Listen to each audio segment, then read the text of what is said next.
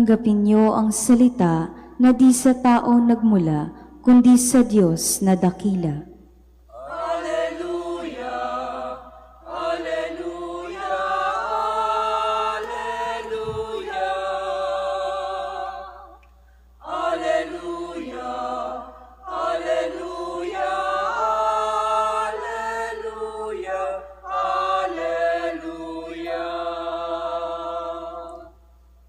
Sumainyo ang Panginoon. At sumaiyo rin. Ang mabuting balita ng Panginoon ayon kay San Marcos. Papuri sa iyo, Panginoon.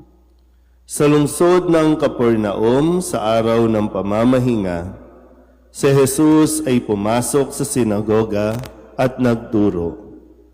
Namangha ang mga tao sapagkat nagturo siya sa kanila na parang isang may kapangyarihan at hindi tulad ng mga iskriba. Bigla namang pumasok sa sinagoga ang isang lalaking inaalihan ng masamang espiritu at sumisigaw, "Ano ang pakialam mo sa amin, Jesus na taga Nazaret? Naparito ka ba upang puksain kami? Kilala kita, ikaw ang banal mula sa Diyos." Ngunit iniutos ni Jesus sa masamang espiritu, "Tumahimik ka, lumabas ka sa kanya." Pinapangisay ng masamang espiritu ang tao at sumisigaw na lumabas. Nang gilalas ang lahat, kaya't sila'y nagtanungan, "Ano ito?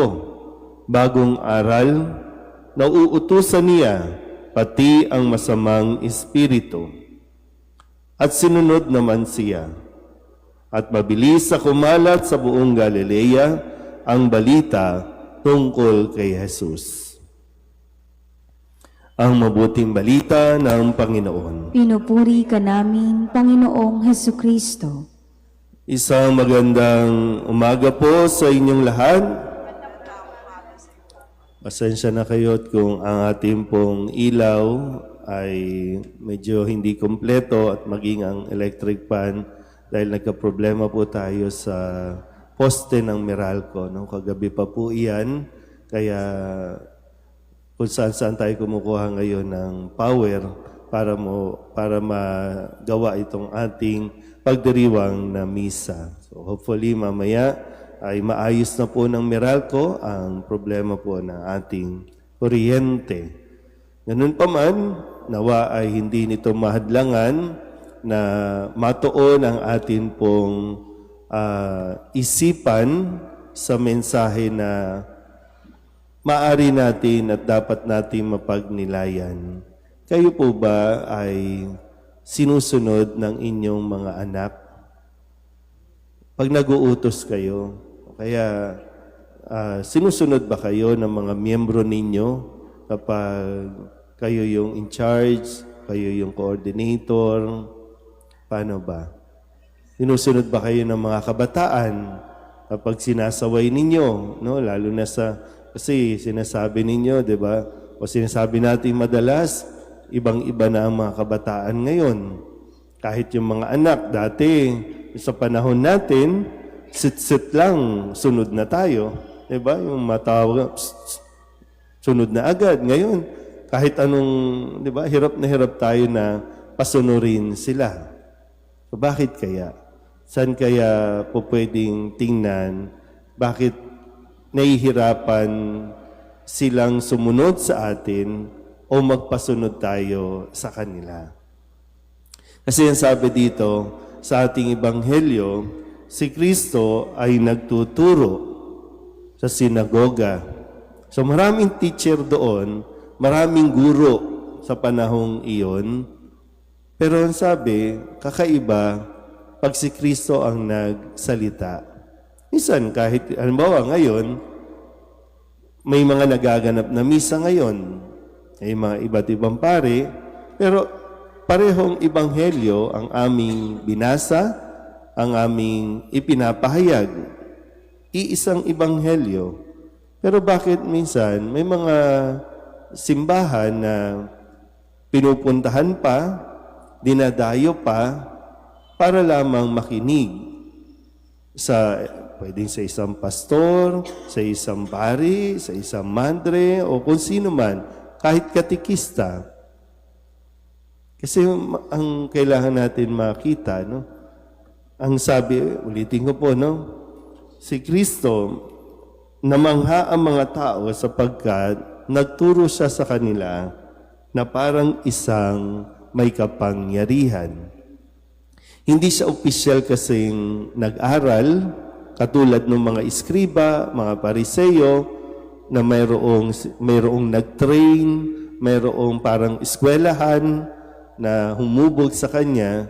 Pero bakit para bang sa pakiramdam, no? Bakit mas makapangyarihan siya kapag nagsalita? Pag sinabing makapangyarihan, mas effective. Bakit mas may dating? Bakit mas nauunawaan kumpara sa mga eskriba? Yan. So, paano ba? Bakit mas may authority? Yan. Maganda siguro yun, no? Bakit mas may authority siya na magpahayag, magsalita, at magpaliwanag? Kasi si Kristo, totoo. Si Kristo, authentic. Si Kristo, kung ano ang sinasabi, yun din ang nakikita sa kanyang gawa. Na siyang isang bagay na diyan tayo pumapalya.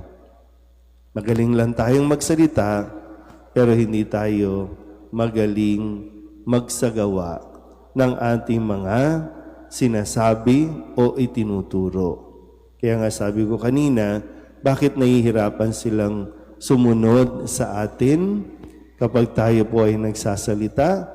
Kasi baka yung atin, authoritarian lang, power lang, authority lang natin na kaya tayo nagsasalita, kaya dapat tayong sundin kasi ako ang dapat masunod.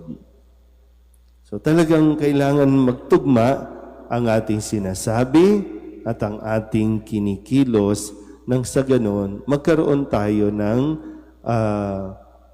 karapatan o kapangyarihan na magpahayag. Kasi dito, kahit ang masamang espiritu, pag inutusan ni Kristo, pag sinabihan ni Kristo, susundin.